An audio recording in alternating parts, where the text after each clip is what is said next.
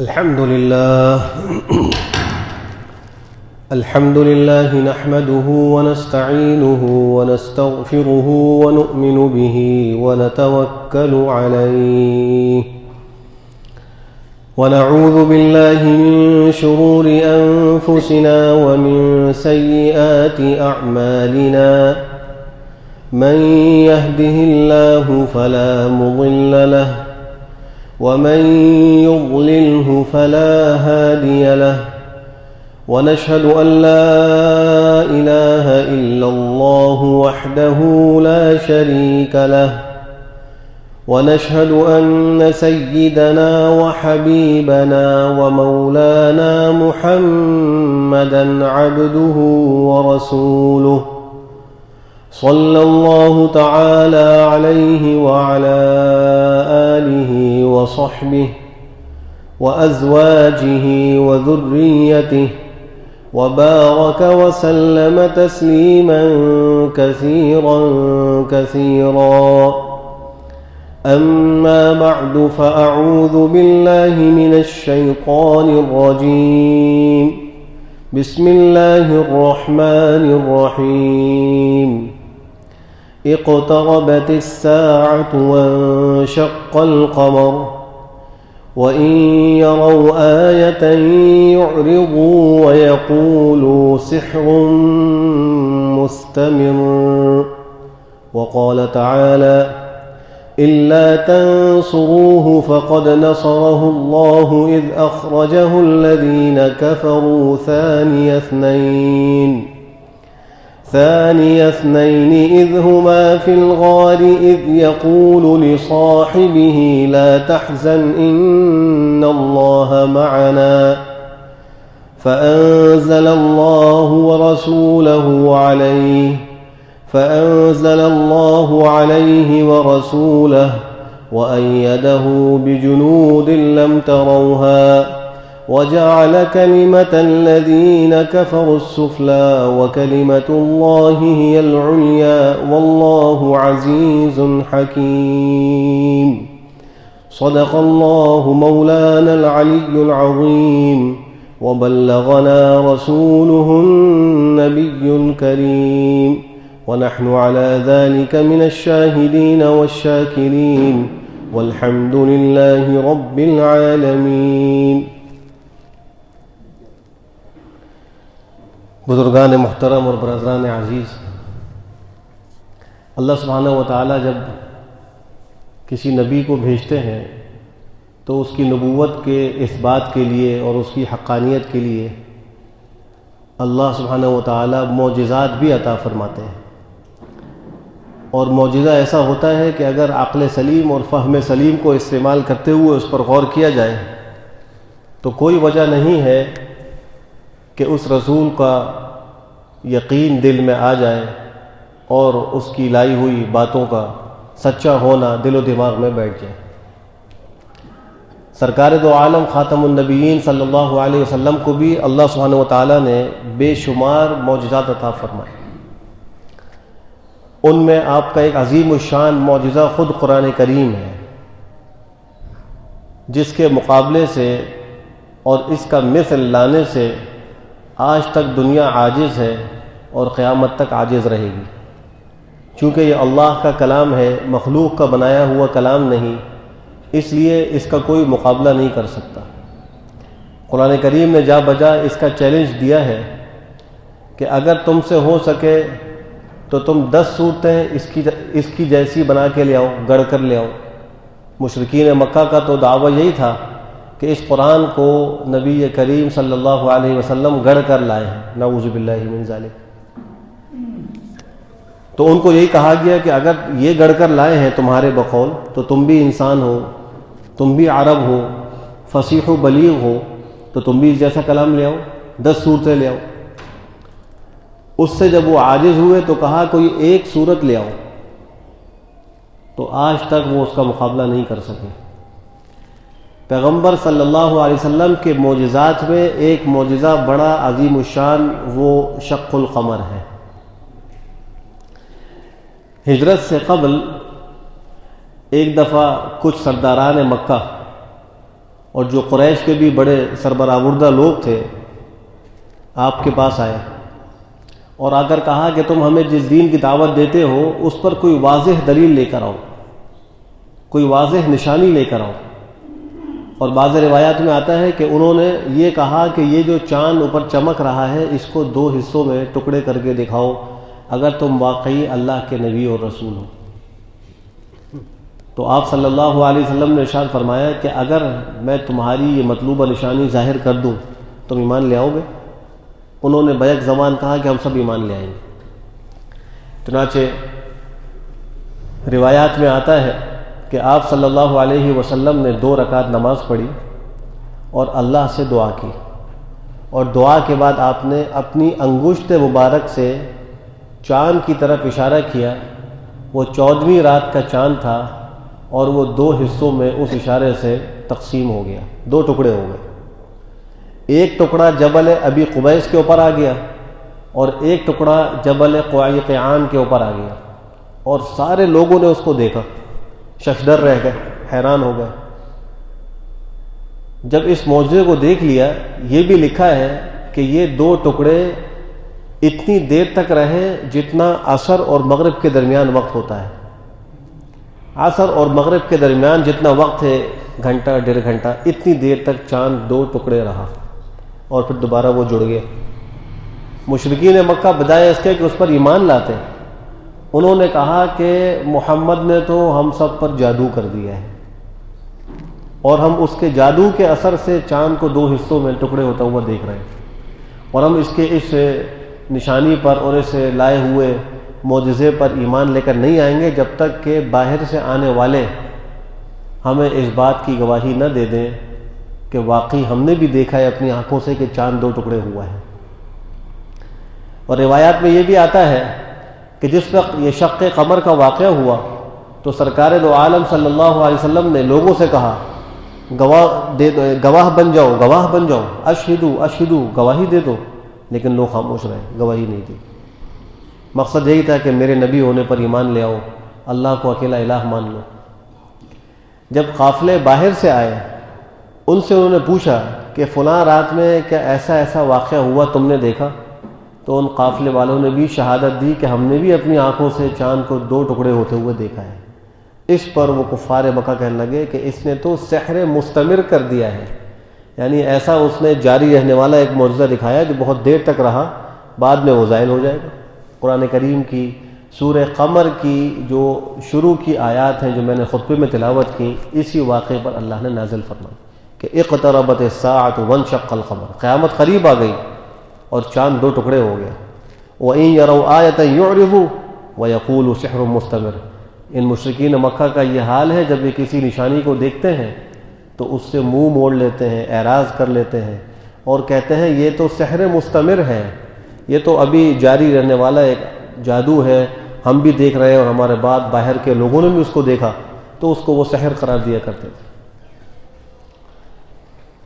آپ صلی اللہ علیہ وسلم کے معجزات میں ایک معجزہ رد شمس کا بھی علماء نے ذکر فرمایا ہے، سورج کے لوٹانے کا، اور اس کا قصہ یہ ہوا کہ غزوہ خیبر کے موقع پر آپ مقام صحبہ میں تشریف فرما تھے اور عصر کی نماز کے بعد کا وقت تھا۔ سرکار دو عالم صلی اللہ علیہ وسلم حضرت علی کرم اللہ تعالی وجہہ کی گود میں سر رکھ کر آرام فرما رہے تھے۔ حضرت علی کرم اللہ تعالی وجہہ نے ابھی تک عصر کی نماز نہیں پڑھی تھی، اور اسی دوران آپ پر نزول وحی کا سلسلہ بھی شروع ہو گیا۔ اور حدیثوں میں آتا ہے کہ جب وحی نازل ہوتی تھی تو اس وقت آپ صلی اللہ علیہ وآلہ وسلم کی ایک عجیب کیفیت ہو جایا کرتی تھی کہ سخت سردی کے زمانے میں بھی پسینے آنے لگتے تھے، اور اس کا اتنا بوجھ ہوتا تھا کہ اگر آپ کسی سواری پر سوار ہوتے تو وہ سواری کھڑے ہونے کے قابل نہیں رہتی، وہ بوجھ برداشت نہیں کر سکتی تھی، وہ بیٹھ جاتی تھی۔ اور اگر اس وقت آپ کا جسم مبارک کا کوئی حصہ کسی انسان کے کسی عضو پر ہوتا تو اس کو لگتا کہ شاید میرا یہ عضو بھی ٹوٹ جائے گا، اتنا سخت بوجھ محسوس ہوتا تھا۔ تو جب وہ نزول وحی کا سلسلہ ہوا تو حضرت علی کرم اللہ تعالی وجہ ایسے ہی بیٹھے رہے، اور اس وقت وہ کچھ کر بھی نہیں سکتے تھے۔ اسی دوران سورج غروب ہو گیا اور انہوں نے عصر کی نماز نہیں پڑھی تھی۔ جب یہ نزول وحی کا جو ایک سلسلہ تھا اور اس کی کیفیت تھی وہ ختم ہو گئی، تو آپ صلی اللہ علیہ وآلہ وسلم نے حضرت علی سے پوچھا تم نے نماز پڑھی تھی عصر کی؟ انہوں نے عرض کیا کہ میں نے عصر کی نماز نہیں پڑھی۔ آپ نے اللہ سے دعا کی کہ اللہ، علی آپ کے رسول کی اطاعت میں لگا ہوا تھا، نماز نہیں پڑھ سکا اور سورج ڈوب گیا، اے اللہ سورج کو لوٹا دیجیے۔ چنانچہ وہ سورج واپس لوٹا اور اس کی شعاعیں پہاڑ کی چوٹیوں پر نظر آنے لگیں۔ سب لوگوں نے ان کو دیکھا۔ حضرت علی کرم اللہ تعالی وجہہ نے نماز عصر ادا کی، پھر سورج دوبارہ غروب ہو گئی۔ بنی اسرائیل کے انبیاء میں حضرت یوشع بن نون علیہ السلام کے لیے بھی سورج کو لوٹایا گیا تھا۔ جب بنی اسرائیل میدان تیہ کے اندر محصور ہو گئے اور انہوں نے عمالقہ کے ساتھ جہاد کرنے سے انکار کر دیا، تو ان پر ایک سزا یہ نازل ہوئی کہ اب تم کو اسی میدان میں رہنا ہوگا، اور وہاں حیران و سرگرداں وہ پھرتے تھے، صبح سے لے کے شام تک سفر کرتے تھے، اور جب رات کو آرام کرتے تو اگلی صبح وہیں پر ہوتے جہاں سے سفر کا آغاز کیا ہوتا۔ اس میدان میں بھی اللہ سبحانہ وتعالیٰ نے ان پر بے شمار اپنے انعامات نازل فرمائے۔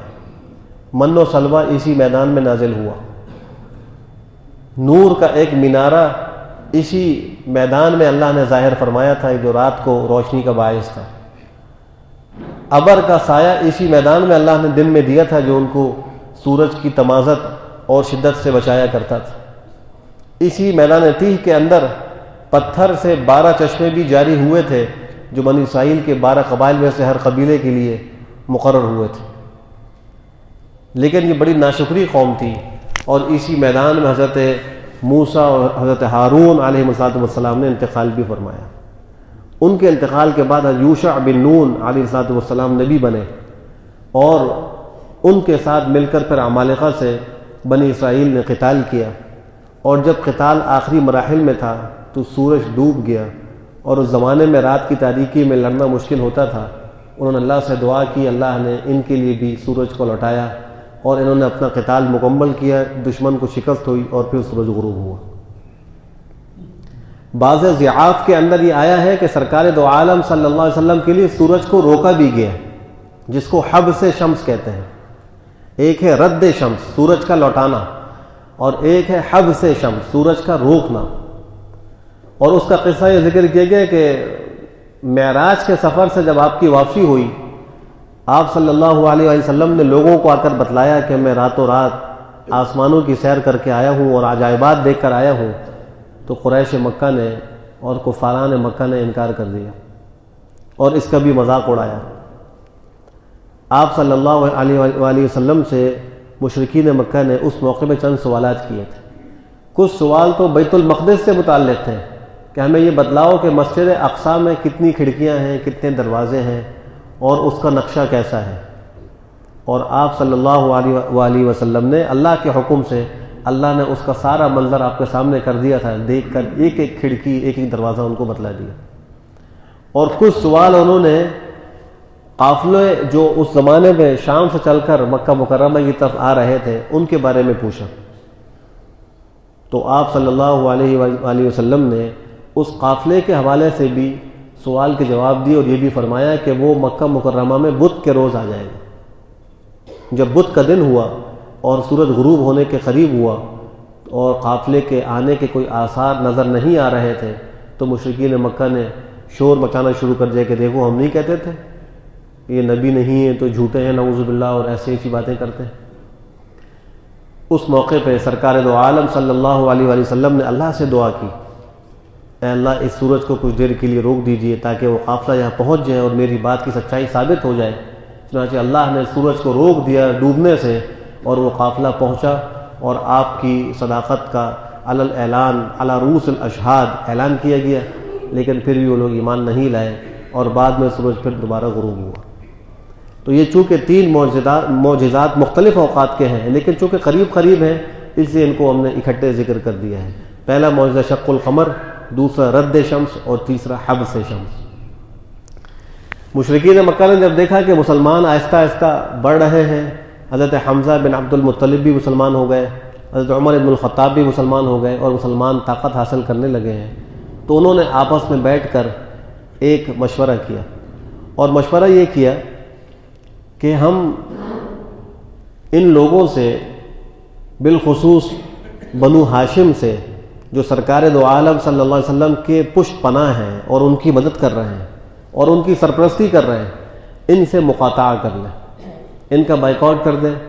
نہ ہم ان سے کوئی مالی تعلق رکھیں گے، نہ ان کے ساتھ کوئی رشتے ناتے اور نکاح کا تعلق رکھیں گے، اور ہم ان کو تنہا اکیلے چھوڑ دیں گے۔ اور اس معاہدے کو باقاعدہ لکھا گیا۔ لکھنے والا ایک شخص تھا منصور بن عکرمہ، اس نے لکھا، لیکن چونکہ یہ معاہدہ سراسر ظلم پر مبنی تھا اور سرکار دو عالم صلی اللہ علیہ وآلہ وسلم کے خلاف تھا، تو اس لکھنے والے کو تو نقد سزا یہ ملی کہ اس کے ہاتھوں کی انگلیاں شل ہو گئیں جو لکھ رہا تھا۔ بہرحال انہوں نے اس معاہدے کو لکھ کر ایک جگہ رکھ دیا اور کہا کہ اب ہمارا آئندہ ان سے کوئی تعلق نہیں ہوگا، نہ ان سے نکاح کریں گے، نہ ان کی خوشی اور غمی میں شریک ہوں گے، نہ ان سے کوئی لین دین کریں گے۔ چنانچہ ابو طالب اپنے خاندان کو لے کر، بنو ہاشم کو لے کر، اور آپ صلی اللہ علیہ وآلہ وسلم اور آپ پر ایمان لانے والے مومنین صحابہ، یہ سب شعب ابی طالب کے نام سے جو جگہ مشہور ہوئی، ایک پہاڑی گھاٹی تھی، درہ تھا، اس میں جا کر پناہ گزین ہو گئے۔ اس میں ان کے ساتھ بنو المطلب بھی شریک تھے، اور ان میں جو لوگ ایمان نہیں لائے تھے وہ بھی شریک تھے۔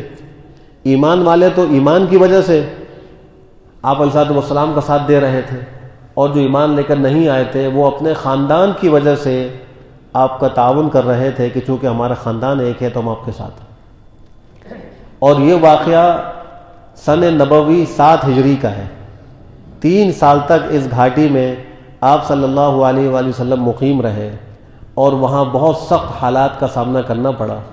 سن 10 نبوی میں وہاں سے نجات ہوئی اور وہاں سے باہر نکلے۔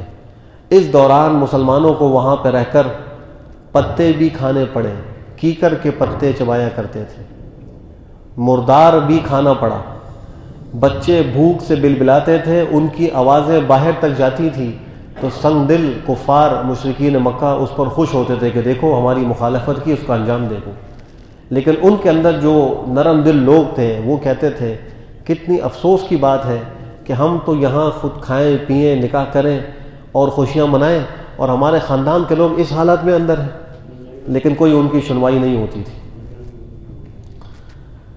حضرت سعد بن ابی وقاص فرماتے ہیں کہ اس دوران میرے ساتھ یہ واقعہ ہوا کہ میں بھوک سے لاچار باہر نکلا تو مجھے ایک تر اور گیلی سی چیز روڈ پہ، سڑک پہ پڑی ہوئی نظر آئی۔ میں نے اس کو اٹھا کر کھا لیا۔ مجھے آج تک معلوم نہیں ہے وہ کیا چیز تھی۔ نوبت یہ پہنچی تھی کہ میں بھوک سے اتنا لاچار تھا کہ جو چیز سامنے آئی میں نے اس کو کھا لیا۔ اور فرماتے ہیں کہ ایک رات میں قضاء حاجت کے لیے نکلا تو شدت بھوک کی وجہ سے برا حال تھا، مجھے اونٹ کی کھال کا ایک ٹکڑا ملا۔ میں نے اس کو اٹھایا، اس کو جلایا، اس کا سفوف بنایا، اور 3 دن تک میں اس سفوف کو پانی کے ساتھ کھاتا رہا۔ یہ حالات تھے۔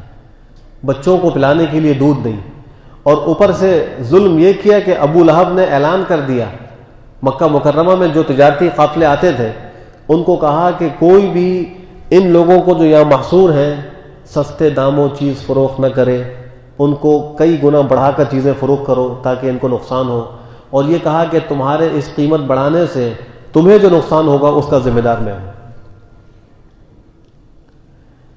بہرحال جب یہ 3 سال گزرے تو چند ایسے سرداران تھے جن کے دل میں کچھ رقت تھی۔ ان میں ایک اسود ابن عبد یغوث، ہشام ابن عمر اور عاص ابن وائل اور عاص ابن ہشام، یہ حضرات تھے۔ ان میں ہشام ابن عمر نے کہا، اور یہ زہیر بن امیہ ایک اور سردار تھے جو عبد المطلب کے نواسے تھے، عاتقہ بنت عبد المطلب کے صاحبزادے تھے، ان کے پاس آئے اور آ کر کہا کہ کتنی غیرت اور افسوس کی بات ہے کہ ہم یہاں خوشی سے ہیں اور ہمارے خاندان کے لوگ اتنی پریشانی میں ہیں۔ تو زہیر نے کہا کہ میں اکیلا کیا کر سکتا ہوں، ساری قوم مخالف ہے، وہ الگ ہے، اور ہم یہاں ہیں، ہم کیا کر سکتے ہیں، کچھ اور لوگ ساتھ ملاؤ، اگر وہ ہو جائیں تو ہم بھی جو اس کے خلاف آواز اٹھائیں گے۔ چنانچہ ہشام ابن عمر مطعم بن عدی کے پاس گئے، ان کو قائل کیا، وہ بھی قائل ہو گئے۔ ابو البختری کے پاس گئے، وہ بھی قائل ہو گئے۔ اس طرح یہ 4-5 لوگ جو سرداران مکہ تھے، سربراہ لوگ تھے، انہوں نے آپس میں اتفاق کیا کہ کل کو جب مسجد حرام میں مشرکین کی مجلس لگے گی تو اس موقع پر زہیر نے کہا کہ میں بات شروع کروں گا اور تم میری حمایت کرنا۔ اسی مقاطعے کے دوران ایک واقعہ یہ ہوا کہ حکیم ابن حزام جو حضرت خدیجہ کے قرابت دار تھے، وہ ایک اونٹ پر کچھ غلہ لے کر جا رہے تھے کہ میں جا کر ان لوگوں کو دے دوں، وہ بھوکے پیاسے لوگ ہیں۔ راستے میں ابو جہل ملا اور کہا کہ تم معاہدے کی خلاف ورزی کرتے ہو، ہمارے دشمنوں کے ساتھ تم یہ تعاون کرتے ہو۔ تو اس نے کہا کہ میری پھوپھی ہیں حضرت خدیجہ، میں ان کے پاس جا رہا ہوں، ان کو یہ کچھ دے دوں گا۔ سامنے سے ابو البختری ایک اور سردار تھا، وہ آیا، اس نے منظر دیکھا، کہا ابو جہل تمہیں کیا اعتراض ہے؟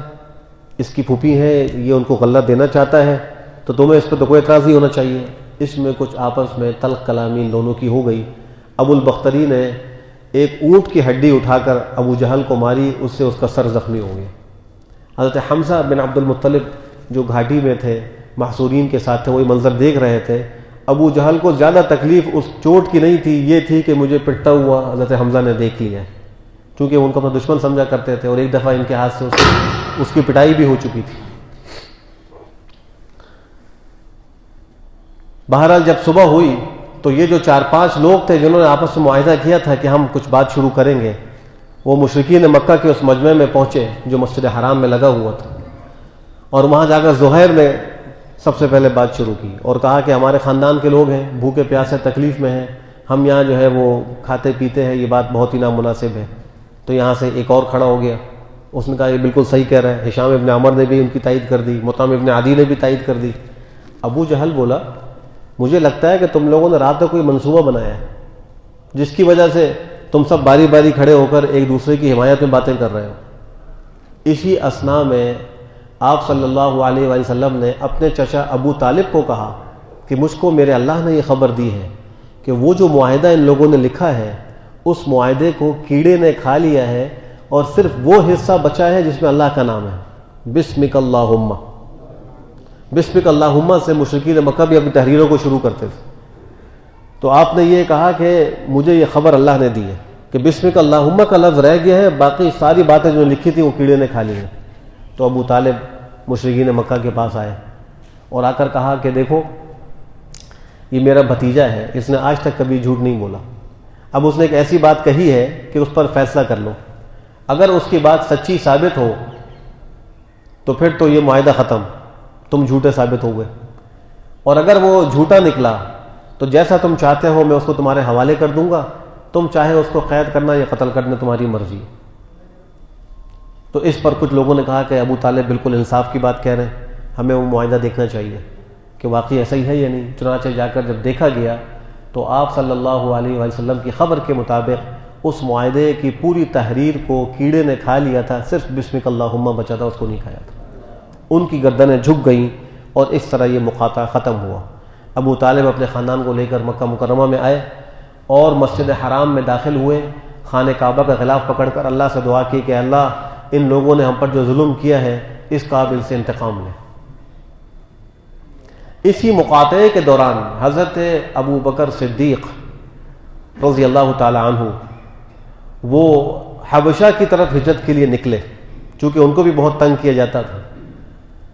تو راستے میں ایک مقام پر پہنچے تو قبیلہ قارہ کا ایک سردار تھا ابن الدغنہ، وہ ان کو ملا، کہا کہ ابو بکر کہاں جا رہے ہیں؟ کہا مشرکین مکہ نے بہت تنگ کر دیا ہے، حبشہ کی طرف جا رہا ہوں۔ کہا کہ تم جیسا آدمی اپنی قوم سے نہ نکلتا ہے نہ نکالا جاتا ہے، تم تو غریبوں کی داد رسی کرنے والے ہو، یتیموں کے سر پر ہاتھ رکھنے والے ہو، قرض داروں اور بوجھ جن لوگوں کے اوپر ہوتا ہے ان کو تم اٹھانے والے ہو، تم جیسا آدمی تو قوم کے لیے فخر کا باعث ہوتا ہے، وہ نہیں نکالا جاتا، تم میری امان میں ہو، تم کو میں امان دیتا ہوں۔ ان کو لے کر واپس آیا اور اس نے مسجد حرام میں آ کر اعلان کیا اور سارے سرداران مکہ کو کہا کہ ابو بکر جیسا آدمی قوم سے نکالا نہیں جاتا، نہ وہ نکلتا ہے، اس کو میں نے اپنی پناہ میں لے لیا ہے۔ تو مشرکین مکہ نے ان کی پناہ کو تسلیم کیا، لیکن ساتھ ہی شرط لگا دی کہ ابو بکر سے یہ کہو کہ اپنی عبادت چھپ کر کرے، یہ قرآن کریم کی تلاوت زور سے نہ کرے، ہمارے بچوں اور عورتوں کے بگڑنے کا اندیشہ ہے۔ وہ اس کو بگاڑ سمجھا کرتے تھے، چونکہ صدیق اکبر رضی اللہ تعالی عنہ قرآن کریم بڑے درد سے پڑھتے تھے، اور ان کی اس آواز کی تاثیر سے مشرکین کے قلوب ہل جاتے تھے، اور ان کی عورتیں اور بچے اور بڑے سب رونے لگتے تھے، اور کئی ایک تو اس مسلمان ہو جایا کرتے ہیں۔ تو ان کو یہ خطرہ تھا کہ اگر یہ اس طریقے سے قرآن کریم پڑھتے رہیں گے تو ہماری قوم کے لوگ ان کے ہم نوا ہو جائیں گے۔ چنانچہ اس شرط پر انہوں نے ان کو اپنے ہاں ٹھہرنے کی اجازت دے دی۔ حضرت صدیق اکبر وہاں رہے۔ کچھ وقت کے بعد انہوں نے اپنے گھر کے صحن میں نماز کی جگہ بنا لی، کیونکہ مسجد حرام جانے کی تو ان کو اجازت نہیں تھی۔ تو وہ اس صحن میں کھڑے ہو کے رات کو قیام اللیل بھی کرتے تھے، تلاوت بھی کرتے تھے، اور ان کی آواز بھی اونچی ہو جاتی تھی تو آس پاس بچے اور عورتیں کھڑے ہو جاتے تھے اور وہ ان کا قرآن سنتے تھے۔ تو مشرکین مکہ نے ابن الدغنہ کو کہا کہ ہم نے تو اس شرط پر تم کو کہا تھا، تمہاری امان کو قبول کیا تھا کہ یہ اونچی آواز سے قرآن نہیں پڑھیں گے، عبادت سب کے سامنے علانیہ نہیں کریں گے، یہ تو اس کی خلاف ورزی کر رہے ہیں۔ جب صدیق اکبر نے یہ سنا تو جا کر کہا کہ ابن الدغنہ، تمہاری یہ امان اور پناہ تمہارے حوالے میں تم کو واپس کرتا ہوں، میں اللہ کی پناہ میں کافی ہوں، میں زندگی ایسے ہی گزاروں گا اور میں یہ اپنی عبادت چھپ کر نہیں کر سکتا۔ یہ صدیق اکبر کی شان ہے۔ قرآن کریم میں اللہ سبحانہ وتعالیٰ نے ان کی شان ہی کو اس طرح بیان کیا کہ الا تنصروه فقد نصره الله اذ اخرجه الذين كفروا ثاني اثنين، کہ اگر تم اللہ کے دین کی مدد نہیں کرو گے تو اللہ تو اپنے بندے کی مدد کر چکا ہے جب کافروں نے ان کو مکہ مکرمہ سے نکال دیا تھا اور وہ دو میں سے دوسرے تھے۔ ثانی اثنین کہا گیا۔ یہ ثانی اثنین لقب سارے صحابہ میں صرف صدیق اکبر کا ہے۔ مفسرین میں امام قرطبی رحمہ اللہ اپنی تفسیر میں لکھتے ہیں کہ اس آیت سے اور اس آیت کے اس ٹکڑے سے یہ اشارہ مل رہا ہے کہ حضرت صدیق اکبر آپ صلی اللہ علیہ وآلہ وسلم کے بعد آپ کے خلیفہ اور جانشین ہوں گے، اس لیے کہ بادشاہ کے بعد خلیفہ وہی ہوتا ہے جو دوسرا ہوتا ہے، یعنی اس کے بعد جو دوسرے نمبر پر ہوتا ہے وہی اس کی غیر موجودگی میں خلیفہ ہوتا ہے، اس کا نائب ہوتا ہے۔ تو قرآن کریم ان کو دوسرا قرار دے رہا ہے کہ آپ دو میں سے دوسرے تھے۔ پھر کہہ رہے اذ ہما فی الغار، جب وہ دونوں غار کے اندر تھے، تو ان کو یار غار بھی قرآن کریم کہہ رہا ہے۔